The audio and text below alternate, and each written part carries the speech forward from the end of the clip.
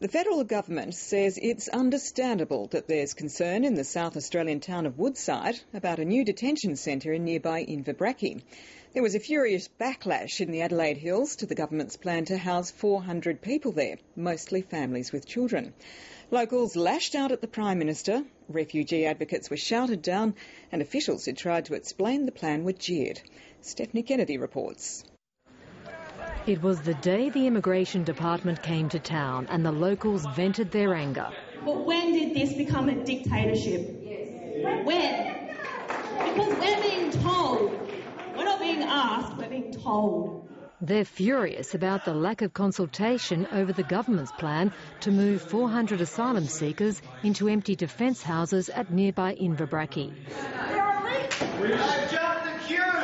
The residents here are worried the extra children will put a strain on schools and health facilities will be overstretched. As the crowd spilled out onto the pavement, police were on hand, while refugee advocates handed out leaflets. Inside, immigration officials tried to allay their fears. You'll find that it's a very positive experience for your own children and for the community. So I'd urge you to give it a chance. Refugee advocates tried too. We've been very successful with our relationships.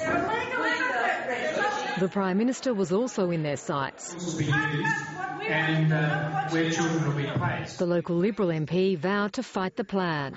There will be some who will allege this is all about a bunch of rednecks who are arguing against these asylum seekers, and that is just not true. His party called for more consultation and a parliamentary inquiry. There have been ample opportunities to discuss this matter with this community.